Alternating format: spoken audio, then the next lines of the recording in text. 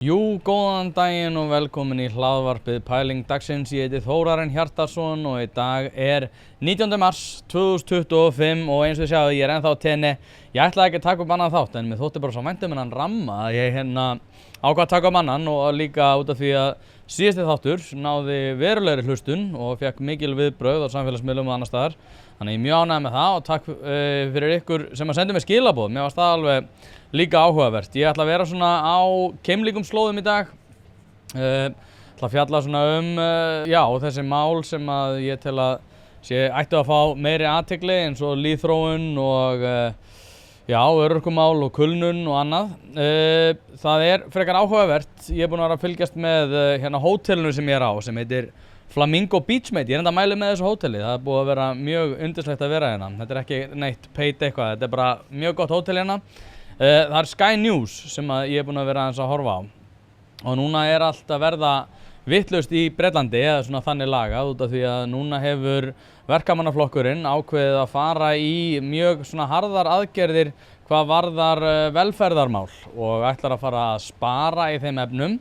Og það sem að mér finnst áhugavert ástæðan fyrir því að mér langar að ræða þetta hérna í dag er ekkert endilega út af því að maður hefur einhvern rosalega áhuga á því sem er að gerast í Bretlandi þó svo að þetta var til galið að eiga sér stað í Bretlandi. En það er rosalega mikil speglun á Samfylkingunni og verkamannaflokknum í Bretlandi. Það hefur verið svona, þau náttúrulega fóru þarna út, Kristrún, Jóhann Páll og einhverju fleiri held ég til þess að fylgjast með kosningum þarna síðast þar sem að verkamannaflokkurinn stóð sig með bara mikilli prýði. Reyndar ekki með mikilli prýði eftir að hann fékk svo embættið en aftur á móti þá gekk þeim mjög vel í kosningum. En það sem hefur verið núna áhugavert að fylgjast með síðastliðna daga er að núna stefnir eins og segir hérna á Reuters að Bretland stefnir á að spara 5 milljarða punda í velferðarmálum og ég held að það sé ekki ég held að NHS eða það er að segja heilbrigðiskerfið sé ekki inn í þessu, heldur þetta að hafa þetta aðalega með örorkubætur að gera þannig að þetta er töluvert stór pakki sem er verið að fara í. Ég reiknaði þetta svona, yfirfæra þetta yfir á Ísland og ef við tökum mark á fjölda fólks og gengismun að þá væri þetta kringum svona 8 milljarða króna sparnaður bara í velferðarmálin. Það er kannski ekkert eitthvað gríðarlega mikið en það er aftur á móti ákveðin svona tónn sem er verið að setja og mér þótti svona alveg áhugavert að tala um þetta út af því að Samfylkingin hefur svolítið verið að feta í sömu spor nema kannski örlítið síðar og verkamannaflokkurinn í Bretlandi og ástæðan fyrir þessu er að örorka þar í landi hefur aukist 40% á 4 árum og er komin upp í 10% af fólki á vinnualdri. Og eins og Keir Starmer hefur sem lýst þessu þá er þetta bara algjörlega óviðunandi staða og náttúrulega algjörlega ósjálfbært til lengdar. Og það er þetta sem ég langar svolítið að setja minn fókus á í dag út af því að á Íslandi er keimlík þróun, örorka hefur aukist mikið, hún hefur farið, núna síðastliðnum 8 árum er hún búin að aukast 40%, þannig að hún er vissulega á helmingi meiri hraða í Bretlandi, en þá verður líka að taka til í myndinni að ég held að Ísland sé töluvert yngra heldur en Bretland, ég held að miðgildi aldurs á Íslandi sé kringum 36 ára á meðan hann er í kringum 38 til 39 ára í Bretlandi. Þannig að þetta er svona eitthvað sem að við þurfum að huga að út af því að velferðarmálin, og nú tala ég sem einhver sem hefur unnið í þessum geira í 15 ár, þetta er gríðarlega mikilvægt og við þurfum að vera að huga að þessu þegar örorka er að hækka svona mikið á skömmum tíma þar sem að hlutfall þeirra sem að þurfa á örorkubótum að halda er að aukast á svo gríðarlegum hraða að þá er það algjörlega ósjálfbært til lengdar. En það er satt fjallað um þetta að sparnaðurinn muni koma til með að enda í kringum 6,5 milljarði punda fyrir árið 2029 þannig að þetta er líka rosalega brött brekka niður á við og Keir Starmer hefur hlotið mikinn óánægju meðal flokksmanna og aftur vil ég benda það að og benda fólki á gríðarlegan keimlíkar þróun í verkamannaflokknum í Bretlandi og á Íslandi hjá Samfylkingunni út af því að þar hefur Keir Starmer verið svolítið að sparka öllu fólki frá sér sem að hefur með þetta, ég man nú bara þú veist að fylgjast með verkamannaflokknum fyrir örfáum árum að þá var þetta helst bundið við það að benda fólki á hvað þeir væru miklir rasistar og allt þetta.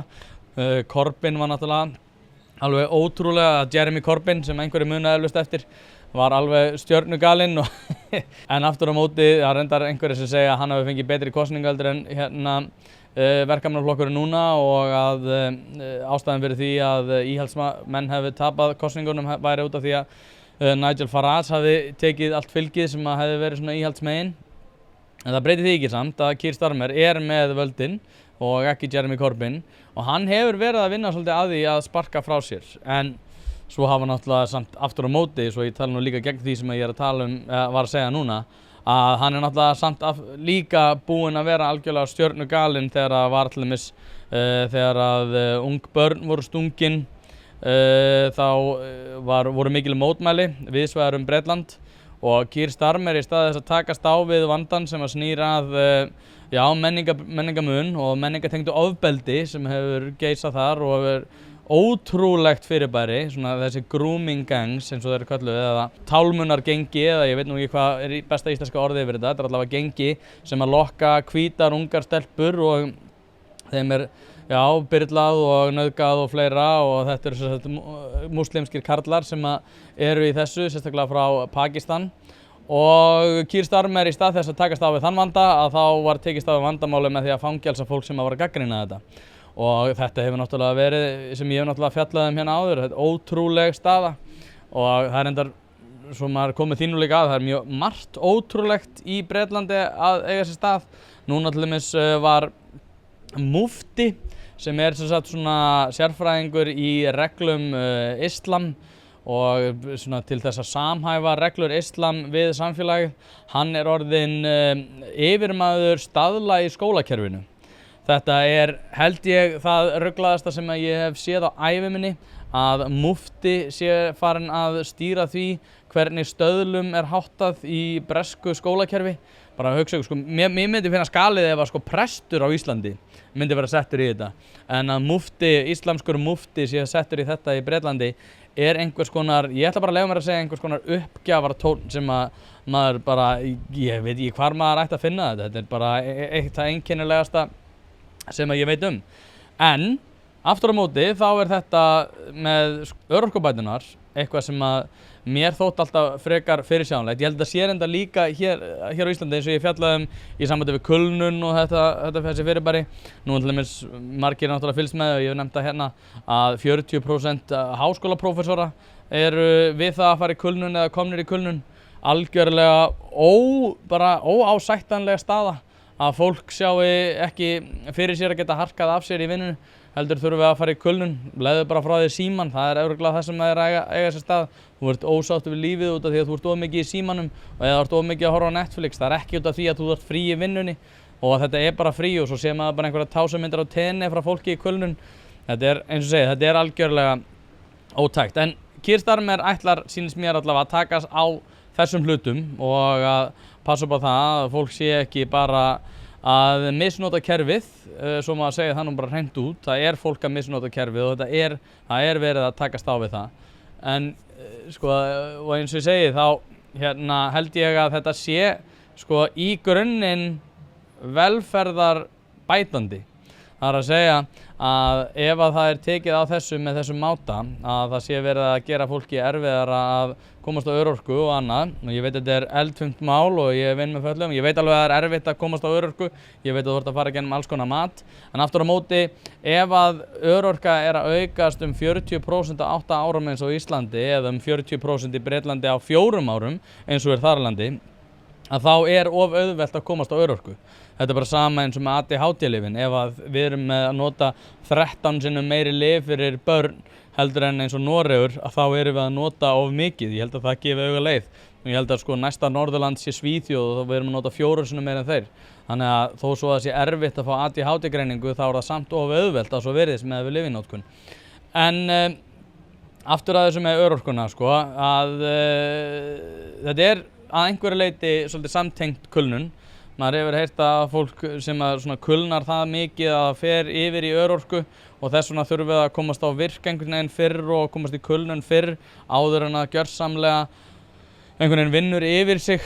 Þetta mat okkar á því hvað þýðir að vinna yfir sig orðið svolítið einkennilegt. Við samþykktum það að fólk myndi minna 10% minna og fá 10% launahækkun, samt heldur áfram kulnun að aukast. Þannig að þessi hugmyndum það að það væri einhvern veginn betra að við myndum öll fara að vinna minna ekki alveg eitthvað sem heldur vatni. Ég held að fólk hafi þurft að vinna miklu meira hér áður fyrr og miklu afkasta minni per klukkustund heldur en gengur að gerist í dag og það náttúrulega tölum að þakka og tæknivæðingu. Þannig að ég veit ekki hvort það sé eitthvað sem er bundið við það að við séum ósáttari við okkar afköst eða hvað það en ég held aftur á móti að í flestum tilfellum þá eigi kulnun ekki rétt á sér. Ég held að langflest tilvik kulnunar séu bara dæmi það að fólk ætti að skipta vinnu og fara að gera eitthvað annað. Ég held að það að fara í frí á kostnað oft á tíðum skakkareiðenda sé bara eitthvað sem að heldur ekki vatni. En ég ætla meira þess að sko, þetta að mínum að þetta ósanngjarnt svona heilt yfir. En aftur á móti sko, þrátt fyrir það að fólk sé kannski ósátt við það sem ég að segja að þá ég með önnur rök sem að byggja aðalega á þeirri tölfræði sem fyrir hendi og hún svo að sko lýðþróun líka eitt stærsta velferðarmál framtíðarinnar. Nú hérna árið 2011 var gerð framtíðarspá lýðþróun og fjölgunartíðni á Íslandi og það þetta graf hérna sem ég að sýna ykkur þar sem að allt benti til að árið 2011 þá væri fjöldin X og að píramídinn eins og þið sjáið hana myndi koma til með að viðhalda sér nokkuð mikið að undanskildu því að hann myndi stækka. Það að segja að lýðþróun myndi halda áfram eins og hann hafi verið en að okkur myndi bara einfaldlega fjölga. En ef við takið til dæmis eftir því að sko neðsti hluti þessa grafs sem ég að sýna ykkur byggir aðalega á því að það rosalega mikið af ungu fólki sem að fara að taka við samfélaginu. Sú kúrfa ekkert að fara að minnka. Þetta aftur á móti sú þróun sem við erum að sjá í dag. Þar sem að börn eru töluvert færri og þeir sem eru svona í kringum 50 orðin töluvert eldri og athugið það að sko miðað við þessar tölur að þið sjáu líka að fólk í kringum 20 svona eitthvað miðbygg þess sem að fólk 50-54 ára en svo sjáu þið 10-14 ára, þeim fækkar verulega og svo sjáu þið 5-9 ára, þeim fækkar líka og svo 0-4 ára þá þetta nú bara komið á mjög á stað þar sem við þurfum að hafa áhyggjur af. Og ef að þetta heldur áfram, það að segja að þessi 3 síðustu sem við erum að horfa núna, að þá munu þessir einstaklingar sem eru núna í kringum 45-54 ára ekki koma til með að hafa fólk til þess að annast sig.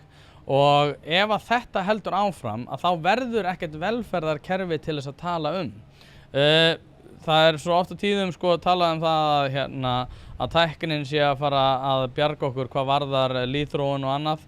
En aftur á móti umönnun rosalega mikið önnunarstarf. Það að segja að það þarf einhvern sem tilbúinn til þess að mæta í vinnuna og vera að sinna þessu til þess að fá einhvers konar, ákveðna mannlega tengingu. Ég held að þetta sé svona það síðasta sem muni verða tæknivæðingunni að bráð. Ég held að það sé flest allt annað sem muni verða tæknivæðingunni að bráð áður en við förum að hugsa það að þessi mannlega tenging hvað varðar umönnun verði leyst af þessu svona tækniþróun sem við höfum síðan undanfarin ár.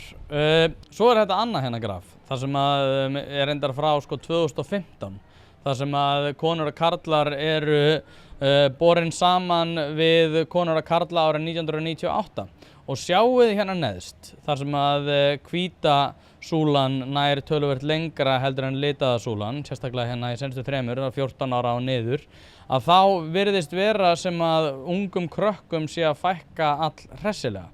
Þetta líka eitthvað sem að þarf virkilega að hafa áhyggjur af því að þetta það fólk sem mun þurfa að vera á vinnualdri þegar að ég verði til dæmis aðeins eldri og fólk sem 20 árum eldri en ég þarf að fá aðhlynningu. Svo berum við þetta bara saman við þá þróun sem ég var að tala hérna áðan í sambandi við örorku. Ef að hún kemur til með að aukast 40% á 10 ára fresti, þá ég náttúrulega að vera frekar gjafmildur, þá ég að segja að örorku þróunin komið til með að hægja á sér, ekki náttúrulega að snúast í hinna réttu átt, heldur að hægja á sér, að þá þetta að fara að verða samverkandi í bara einhvern spíral þar sem að fólk verður ekki með neina aðhlynningu og ekki neina umönnun. Eldra fólk eitthvað sem að mun koma til með að þurfa umönnun að halda og eldra fólk verður líka eldra. Þannig að þetta þessi 3 punktar, að örorka að hækka, fólk ekki að fjölga sér og fólk að verða eldra, mun koma til með að leiða til þess að einhvers konar svona, eins og segi, 9 miljardar króna sparnaður í velferðarmál verður bara eitthvað peanuts með það sem að þarf að gera. Og ef að, sko, ég einhvern veginn sé ekki alveg hvernig þeir sem til dæmis að gagnrýna Keir Starmer sjá fyrir sér að gera þetta öðruvísi. Því að sko Bretar, eins og ég var að nefna áðan, þeir eru eldri og þeir eru komnir miklu lengra í þessu og þróunin virðist vera á 2-földum hraðar en þar. Ég veit ekki af hverju það en maður getur giskað á ýmsa hluti, menningatengd mál til dæmis. Ég held að það sé of mikið af fólki sem á vinnualdri sem ekki tilbúið til þess að vinna eða einfaldlega meinaður aðgangur að vinnumarkaðinum vegna menningatengdra þátta. Þetta að sjálfsögðu, nú ég að tala um konur sem eru íslamstrúar og meinað að vinna og eiga að vera með ákveðin klæðaburð, en þetta einhvern veginn svona mál sem að feministar hafa ekki áhyggjur af, sem náttúrulega eins og ég fór yfir í síðasta þætti, einhver svona mesta hræsni sem ég veit og eins og ég segi þetta, maður líka bara tekur eftir þessu, þetta alltaf sama fólki sem hoppar alltaf á sömu vagnana. Ég farin að halda að þetta snúist ekkert málefnin, heldur að snúist það að koma, hvað ég að segja, svona ódýru, langar að segja kreditskori yfir á sjálfan sig. Það að segja að þú talar það, þið þykir svo vænt manneskjur, þú talar það hvað allir séu vondir sem eru ósammálaðir og svo einhvern veginn þegar það virkilega reynir á, þegar þú lendir í einhver svona erfiðu máli, að þá einhvern veginn kemur hjá því að takast á við það. Þannig að þetta snýst miklu meira það að koma sjálfan sér á framfæri, vera svona mála sig upp sem góð manneskju. Aldrei tilbúin til þess að gera nokkur skapaðan hlut. Það hefur verið aðeins fjallað þetta í samtöku við hælisleitendur þegar fólk spurt hvort það væri tilbúið til þess að hýsa hælisleitenda heima hjá sér. Þá allt í einu nei, ég ekki tilbúin til þess. Samt það mætt hann á einhver mótmæli þar sem að vera að tala það að fólk vilji fá fleiri hælisleitendur til landsins. Þannig að eins og segi, þetta snýst ekkert það að vera eitthvað góð manneskja eða gera öðrum greið. Þetta snýst bara að koma sjálfum sér á framfæri og það náttúrulega orðið svo augljóst. Bara eins og þegar ég spurði Þorstein V. Einarsson búrkuna, þá þú veist, ef sko helsti svona kynjafræðingur og feministi á landinu ætlar að fara að segja allum karlmönnum á landinu hvað þeir séu ómögulegir og ömurlegir og einhverjir sko, jafnvel þeir sem eru eins og svona, hvað var orðið cozy feministi, það svona feministi sem að tala það að vera feministi en ekki jafn öfgafullur og svona bera aðeins blak yfir það svona að fólk sem er svona aðgangsharðast í því að mála sig upp með góða manneskjur, að þeir eru sko ekki þannig og þá einhvern veginn sko verri heldur en svona karlremba eins og ég sko, þetta er svo ég veit að það er ekki gaman að hlusta á okkur tala og hlæja en þetta er bara svo ógeðslega fyndið út af því að bara hlusta á þetta. Þessa dellu það að það sé einhverjir íslenski hvítir kallar sem eru með svona undirliggjandi karlrembu og eru cozy feminista þrátt fyrir það að segjast vera góða manneskjur og svona virðast vera einhvern veginn tilbúinu til þess að svona vera með pískurinn eins og kaþólsku prestanir eða kaþólsku munkarnir forðum sko alltaf að segja hvað þeir séu ömurlega manneskjur og svona. En svo þegar kemur að búrku eða eitthvað þannig að ég bara kannast ekki við það sko, ég held að þær séu bara að kjósa þetta og þá það ekki feðraveldi sko.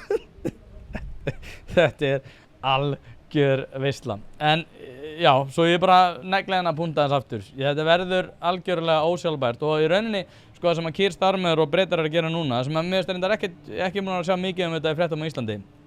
Þetta að taka rosalega mikla athygli í Bretlandi, bæði út af því að þetta er náttúrulega pólitískt líka og eins og Kemi Badenoch hefur búin að benda á nokkrum stöðum sem sem sagt núverandi formaður Íhaldsflokksins í Bretlandi.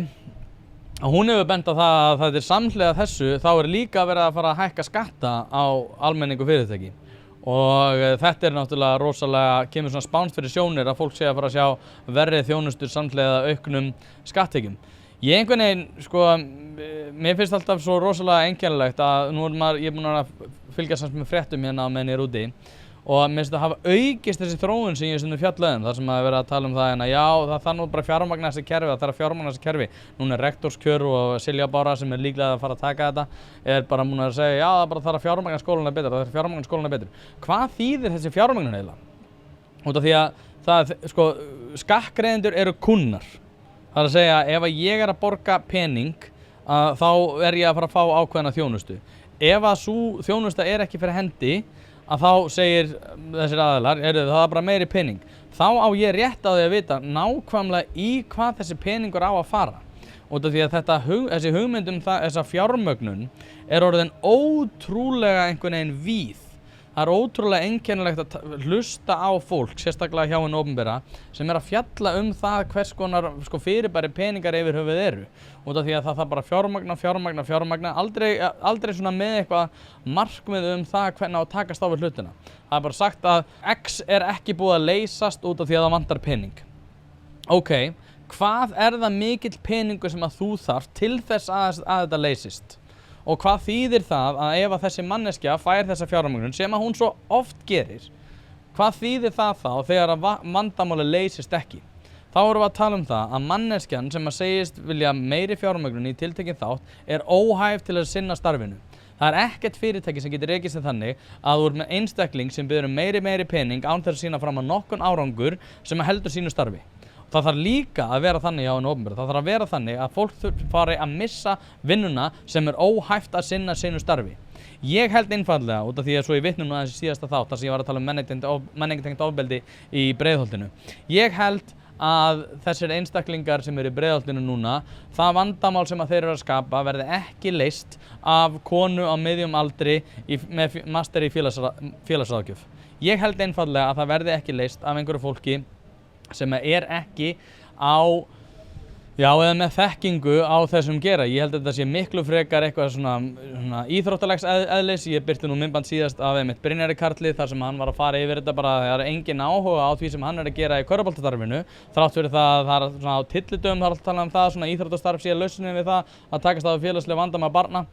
Ég held að einhverjir svona félagsráðgjafar með master í félagsráðgjöf sem eru oft konur á miðjum aldri séu ekki að fara að leysa menningartengd ofbeldismál. En einhvern veginn er okkur samt talið í trú það vanti bara fjármagn inn í þessa geira, að þurfa að manna fleiri stöður, búa til fleiri stöðugildi hjá hinu opinbera og þá einhvern veginn mun þetta koma til með að leysast. Ég held að það sé della og ég held að það sé bara augljóst eins og við erum bara búin að sjá í Evrópu þar sem að þessi mál nákvæmlega, bara tala með þetta velferðarmálin. Við erum í rauninni alltaf að eiga sömu samræður og aðrir í Evrópu nema kannski bara 5-10 árum fyrir.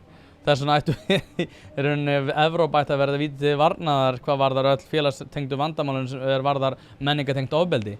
Við ættum að geta lært af þessu en einhvern veginn virðumst við alltaf að eiga sömu samræður og Bretagerðu fyrir 10 árum og gera sömu vandamálin. Og þú veist, og ég veit ekki, Brynjar Karl sagði nú bara að Breiðholtið yrði eins og Svíþjóð til 10 ár og þá þurfum við bara einhvern veginn að súpa segja það því.